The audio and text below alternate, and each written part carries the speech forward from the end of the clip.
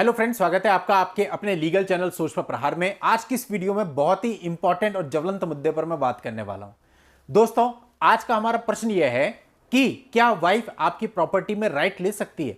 दोस्तों, इस पर ऑलरेडी मैंने कई वीडियो बनाए हैं और आपको बाकी भी यूट्यूब पर बहुत सारे वीडियोज मिल जाएंगे, लेकिन आज का ये वीडियो अलग पर्सपेक्टिव से मैंने आपको बनाया है। एक प्रैक्टिकल अप्रोच पर यह वीडियो बनाया है और उम्मीद करता हूं कि इस वीडियो को देखने के बाद आपको बहुत कुछ सीखने को मिलेगा और आप अपने अपने मामलों में सावधानी से भी चलेंगे। दोस्तों, बहुत ही इंपॉर्टेंट वीडियो है क्योंकि हमेशा ऐसा होता है कि आदमी के पास ज्यादा कुछ नहीं तो एक घर तो होता ही है।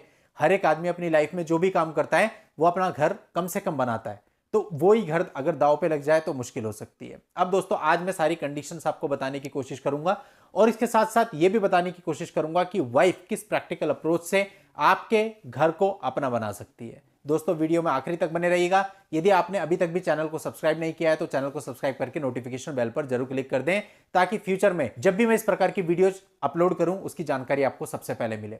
देखिए दोस्तों, पहले हम बात करते हैं लीगल एंगल की। यदि आपने कोई प्रॉपर्टी परचेज करी है और उस प्रॉपर्टी पर टाइटल आपका है, यानी वाइफ का टाइटल नहीं है, ना ही जॉइंट टाइटल है, तो उस प्रॉपर्टी पर पूरी तरह से आपका राइट है, वाइफ का कोई भी राइट नहीं बनता है।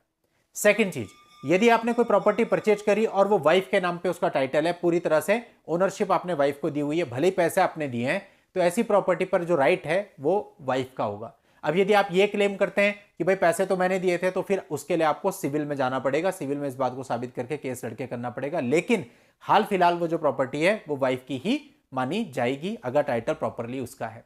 यदि कोई जॉइंट प्रॉपर्टी आपने खरीदी है जिसमें आपका और वाइफ का दोनों का नाम है ओनरशिप में, फर्स्ट ओनर और सेकंड ओनर करके, तो ऐसे में उस प्रॉपर्टी के 50% पार्ट पे आपका राइट है और 50% पे ही वाइफ का राइट है। यहां भी वही बात होती है, यदि पैसे आपने पूरे दिए हैं तो ऐसे केस में फिर आपको सिविल में जाना पड़ेगा साबित करने के लिए, लेकिन हाल फिलहाल दोनों का 50-50% का राइट है। अब दोस्तों, ये तो हो गई कानून बात जिस पर पहले भी मैंने वीडियो बनाया था। अब हम बात करते हैं थोड़ा सा हट करके।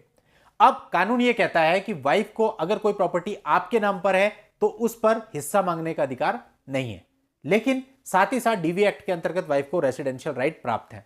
अब जब वाइफ डीवी एक्ट के अंतर्गत जाती है तो वो रेसिडेंशियल राइट को अपने क्लेम करती है, और अगर कोर्ट उसको रेसिडेंशियल राइट दे देता है कि ठीक है भाई आप उस घर में जाके निवास कर सकती हैं, तो वो आपके घर में आकर के निवास करने लगती है। अब मान लेते हैं इस घर का टाइटल आपके नाम पे है या ये उसका मैट्रिमोनियल हाउस है, मींस उसका टाइटल आपके माताजी के पिताजी के नाम पे है, लेकिन वो शादी करने के बाद उस घर में आई थी, इसलिए उसका रेसिडेंशियल राइट वहां पर है। अब वाइफ वहां पर आकर के रहने लगती है, निवास करने लगती है, तो आपके पास ऐसा कोई चारा, ऐसा कोई रास्ता नहीं है कि आप उसको घर से निकाल दें, क्योंकि as a wife, as a legally wedded wife, उसका राइट है वहां पर रहने का। तो सास ससुर अपनी तरफ से कोशिश कर सकते हैं और बहुत रेयर मामले होते हैं जहां पर बिल्कुल क्लियरिटी साबित हो जाती है, तभी ऐसा ऑर्डर होता है, अदरवाइज ऐसा ऑर्डर नहीं हो सकता। अगर सास ससुर के नाम से प्रॉपर्टी है तो वो भी पत्नी को आपकी निकाल नहीं सकते हैं। हाँ ठीक है, अगर पत्नी ने कोई ऐसा एक्ट कर दिया है जो कि प्राइमा फेसिया प्रूव हो सकता है कि गलत है, क्रिमिनल है, तो ऐसे केस में ये ऑर्डर मिल सकता है आपको कि उसको ऑल्टरनेट रेसिडेंस की व्यवस्था करके दी जाए, लेकिन जनरली नहीं मिलता है। और यदि प्रॉपर्टी आपके नाम से और वाइफ रह रही है तो भी आप उसको नहीं निकाल सकते। तो यानी कुल मिलाकर के आप ये देख लीजिए कि जो डीड है, जो टाइटल है, वो आपके नाम से है या आपके पेरेंट्स के नाम से, लेकिन अगर वाइफ वहां पे रहने लग जाती है रेसिडेंस ऑर्डर लेकर के, तो उसको निकालने का कोई रास्ता नहीं है। आप मोटे शब्दों में ये कह लो, फिर कब्जा उसका है तो प्रॉपर्टी भी एक तरह से उसकी है। क्योंकि बहुत सारे मामले ऐसे आते हैं जहां पे देखा जाता है कि पति के घर में पत्नी निवास कर रही है और पति और उसके माता पिता घर से बाहर रह रहे हैं, क्योंकि उनको ये डर है कि भाई ये कुछ ना कुछ करके हर रोज पुलिस को फोन कर देती है कि आज मेरे को मारा पीटा, आज मेरे साथ ऐसा हुआ, आज मेरे साथ ऐसा हुआ। अब क्या करें, कैसे रहें उस घर के अंदर, रह नहीं सकते, कुछ भी इल्जाम लग सकता है, कुछ भी कंप्लेंट उनके खिलाफ दर्ज हो सकती है, कोई भी मुकदमा दर्ज हो सकता है, तो अपने ही घर से बाहर रहने को मजबूर होना पड़ता है। तो ऐसे में कई लोग ये सोचते हैं कि पत्नी का तो मेरी प्रॉपर्टी पर कोई राइट नहीं है। ठीक है, लीगल पॉइंट ऑफ व्यू से देखेंगे राइट नहीं है, लेकिन अगर वो रेसिडेंस ऑर्डर लेकर के या बिना रेसिडेंस ऑर्डर के भी यदि वो फोर्सफुली आपके घर पे एंटर कर जाती है तो आप उसे रोक नहीं सकते, क्योंकि वो आपकी लीगली वेडेड वाइफ है। और अगर वो एंटर हो गई तो आप उसको निकाल नहीं सकते किसी भी तरह से, चाहे आप पुलिस को फोन कर लीजिए, चाहे आप कुछ कर लीजिए, पुलिस भी आएगी, वो उसका साथ देगी कि भाई जब तुम्हारी वाइफ है तो उसका तो घर है, ये उसको कैसे निकाल दें। पुलिस भी आपका साथ नहीं देगी और कोर्ट से भी जनरली आपको ऐसा ऑर्डर नहीं मिल सकता कि वाइफ को घर से निकाल दिया जाए। तो ऐसे में आपकी प्रॉपर्टी आपकी होते हुए भी आपकी नहीं रहती है। तो दोस्तों, ये जानकारी आपके लिए बहुत ही जरूरी है, क्योंकि आप में से बहुत सारे लोग ये मिस्टेक करते हैं, बहुत सारे लोग ऐसा सोचते हैं।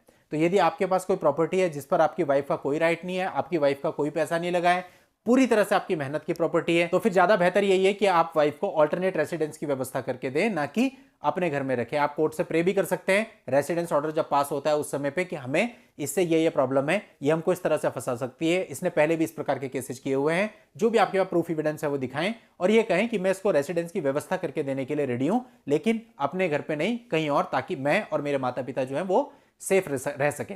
तो ऐसे में जो कोर्ट होती है वो ऑल्टरनेट रेसिडेंस की व्यवस्था कर देगी।